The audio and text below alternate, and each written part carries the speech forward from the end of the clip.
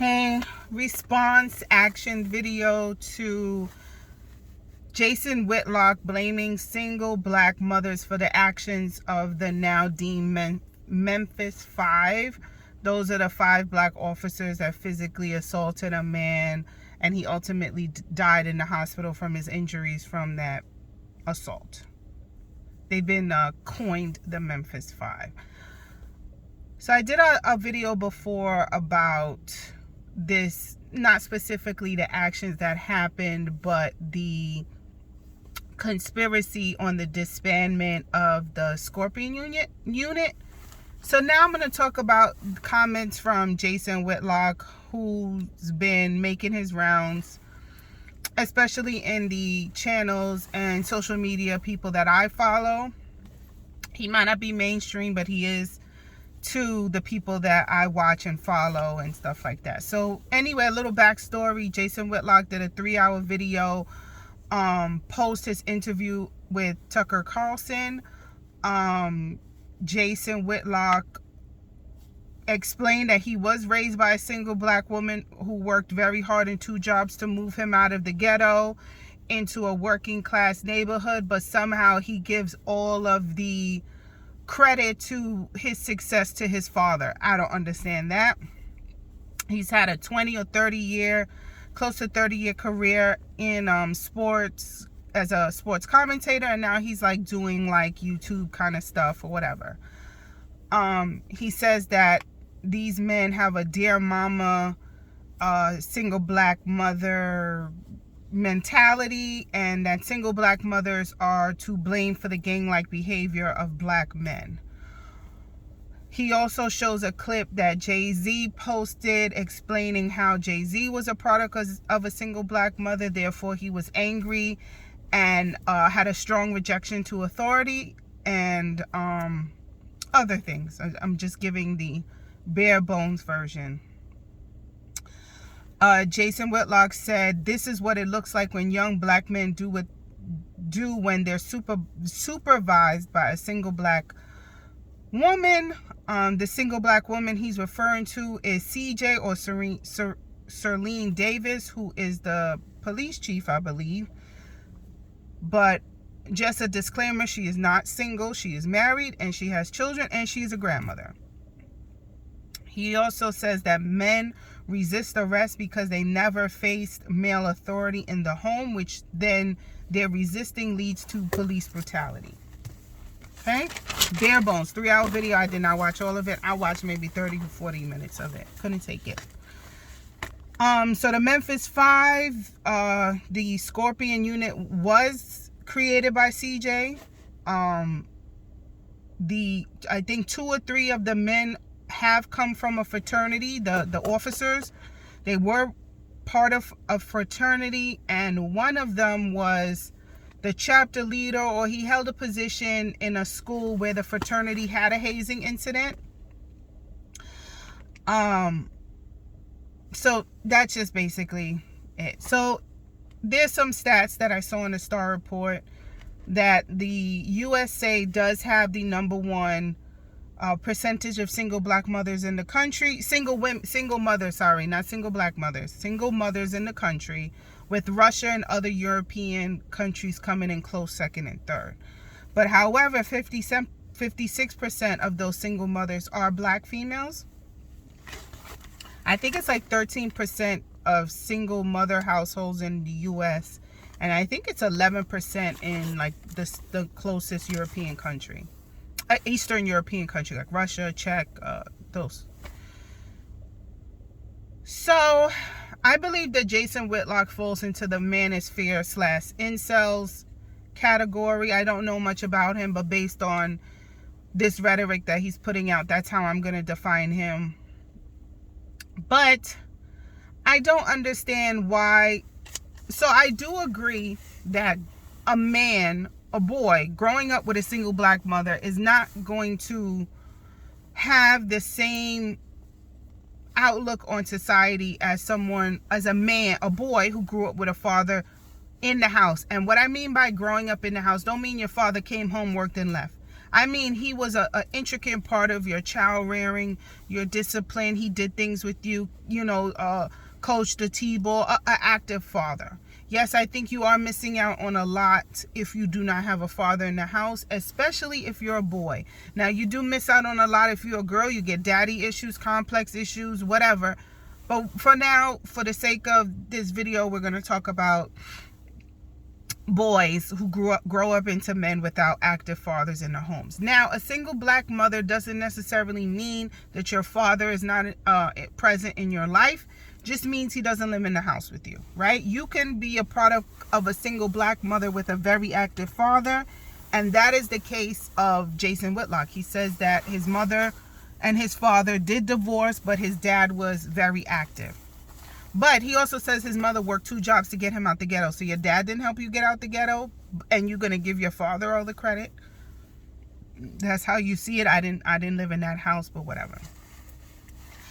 So back to saying that, yes, these children, these male children are affected when they do not have a presence of a male figure in the house. And it doesn't have to be a father. It could be an active uncle, grandparents. We're talking about male figures in your life, a strong, authoritative male presence, father-like figure in the house. I agree with that. However, I don't think it's the blame of the black woman as to why these boys that turn into men have this deficit.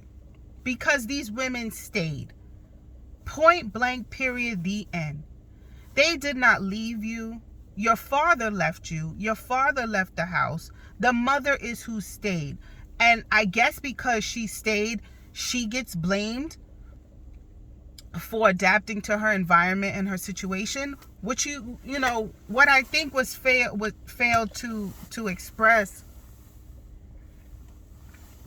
What he failed to express was these single black women, when they become single black women with children, they respond to the pressures of their environment and their community and their circumstances. They have to pivot. If you are with a man, you have established a life with a man, you are with him, you have his children, and then he's no longer in the house, it is instant. A man doesn't take months or years to move out. It is sometimes hours. Y'all break up, he is out the house. You have to change your whole life in a matter of minutes, literally, when he leaves that house. So there are pressures that these black women, and I'm just gonna leave it as black women because that's what the comment was about. He didn't say single women, he said single black women. Therefore, I'm gonna leave the comment to, I'm gonna leave the commentary to single black women, right?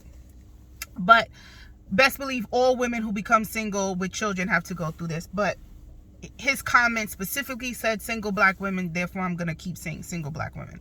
So single black women have to pivot. And of the stats that I saw, more than half of these children are now thrown into instant poverty. They are. Dad makes, I don't know, $30,000 a year. After taxes, he brings home $20,000 a year. Mom makes the same thing. That is a total combined income in the house of cash of $40,000 a year. I'm just using numbers, whatever. Dad leaves. He takes that $20,000 with him, right? Now he has to have his own place or whatever, his own internet, his own phone, his own gas, his own heat, that $20,000 has now been removed from the house. And child support is not putting $20,000 back in the house. What is it, 7%? Couple $1,000 a year? Yes, some of these children, the majority, more than half of these children are now thrusted into below the poverty line when the father leaves the home because the money leaves too. So what do these women do? Like Jason Whitlock's mother did, she had to get another job, right? It's already hard raising children with one job. Imagine having 2 jobs. How much mothering are you actually doing? All you're doing is keeping a roof over their head, keeping the lights on, keeping them clothed, fed, and alive. There's no actual mothering going on. There's no time for cuddles and love and reading you a bedtime story and coming to your recitals and coming to your games. There's no time for that. You are in survival mode. You're keeping these kids warm, clean, and fed. Their happiness and their well-being and anything extra is sacrificed. So yes, these children are going to have problems when they grow up because mom had to do one or two jobs. So that's what I mean. So yes, these boys, they have a deficit, they have issues, they grow up, they leave the house. They can't blame dad because dad was not there. They blame the person that was there, and that's the mother. They blame the mother. I saw a Love and Hip Hop. If you watch it, you don't. I don't watch it, but there was a clip going around of Scrappy talking to his mother about having to grow up on a quote-unquote trap house. So his mom was a nurse. She was a nurse. She was working as a nurse. She got into an accident, and pretty much her career was over. And to make ends meet and give him a life that he needed to become a rapper, she had to do unscrupulous things. And one of the things that she did, she was like a pimp, for lack of a better term. She was a pimp, and people were in and out of her house. And he talks about how that affected him. But when he talked about it, he didn't talk about it in a way to demonize his mother. He understood what she had to do. He didn't fault her for what she had to do. All he did was say, this affected me. And I saw it both ways. It hurt her to the effect that she became defensive, which is a normal reaction. Nobody chooses to have their son grow up in a trap house with prostitutes and tricks coming in and out of the house. But at the same time, I feel like Scrappy was the man name was Scrappy, his rapper name was Scrappy. Scrappy was having this conversation to tell his mother how he felt, but I didn't see any clips of where he blamed his father for not being around, for even putting her in that situation where she had to do that to make quick and fast money to take care of them. So it's kind of like a double-ended sword, right? It's going to hurt going in, it's going to hurt coming out. And I think that's what these men, these Manosphere men, are just attacking the low-hanging fruit, which is their single black mothers, and not actually attacking the male that put them in that situation in the first place, because they didn't grow up with the skills on how to truly be men or interact with men. They only know how to interact and criticize women because that's who raised them. It's a cognitive dissonance that these men have to demonize the woman that stayed, as I explained before, and not to criticize the father that left, or if they were never there, let's say their parents were never together, put you in a situation where the majority of your life was with your mother. And another caller said that these men can't compete with men of other races, these products of single black women. So they beat on women. They don't have the tools or the skills to go in a mental or even compete socially, financially, mentally, anything with men of other races. And I say men of other races who grew up with active fathers. So what do you think? I don't think that the 5 black police officers, I believe they were given carte blanche. I do. And if she did that, I think it's because she needed to make a name for herself and really push to get the crime stats down and everything down for her to do that. And she probably said, do whatever you have to do.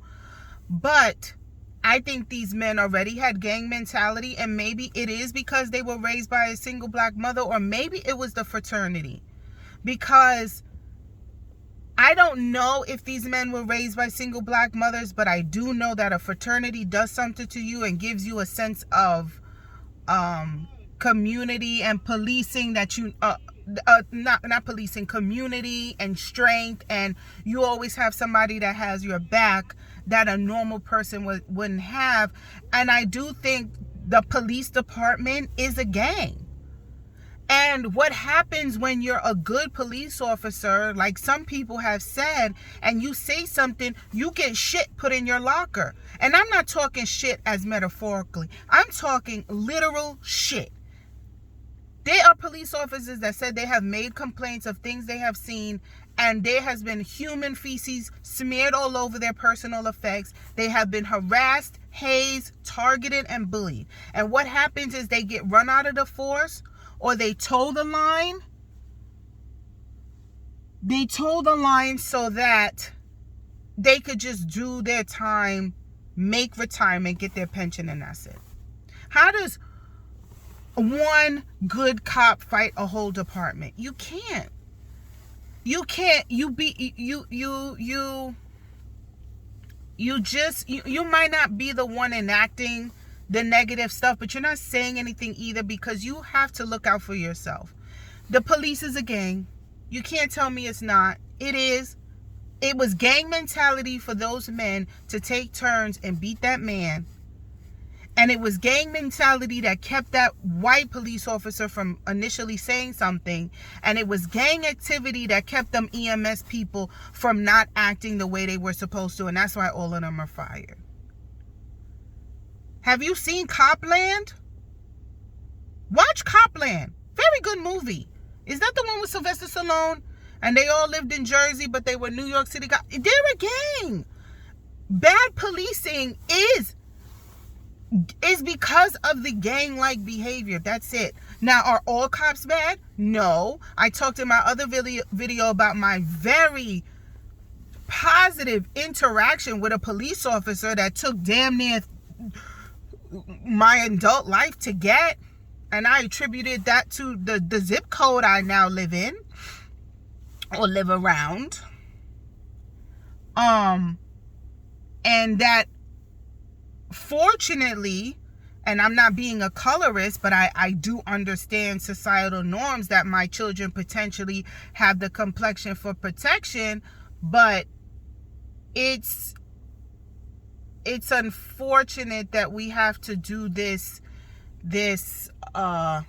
we have to identify these things. Like, I don't want to put a sugarcoat. I'm not saying it's right or wrong. It is what it is. It is what it is. And 1, 2, 3, 4, 1%, 2%, 3% of the good cops in a police station is not changing anything. So when they say defund the police, it is to, like, how do you get rid of a computer virus if the antivirus software is not working? If you have antivirus software, and I'm going to use that as training, advanced education, and all of this stuff, and you're trying to implement all these programs into the police department to change, and things are not getting better, you are constantly throwing money to put a band-aid on the situation. Sometimes to get rid of a virus, you got to reboot the whole system. You got to get rid of everything, and you got to start over, because the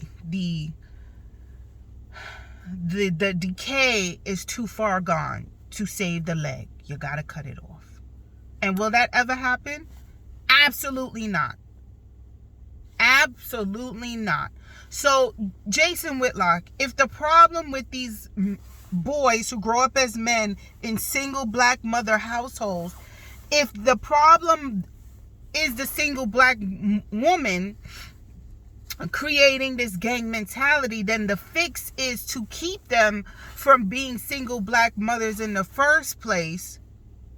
And since the abortion laws are going away, we don't have that option. So the only other option to fix it is to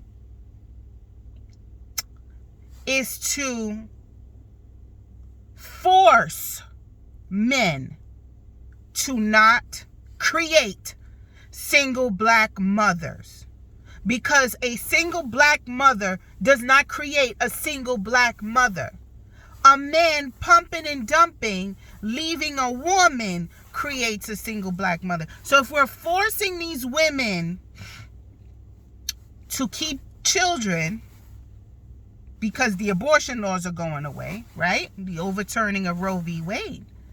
Then what is the recourse or the ramification of a man getting a woman pregnant, leaving her and not taking care of that child? Because if a woman seeks an abortion in any of these states, she could be fined or jailed. So what is the punishment for a man that doesn't forcibly stay with a woman he got pregnant? Nothing, because it's a man's world. It's a man's world. It's not our fault. It's your fault. If you don't like the men that are being churned out, if you care about the men that are being churned out, and you don't like the job single black women are doing, take it away from them. Obviously, we don't do a good job. Obviously, single black women don't do a good job. So men, you be the primary parent, and let's see a better job you do. We'll come back in 20 years and see what you do.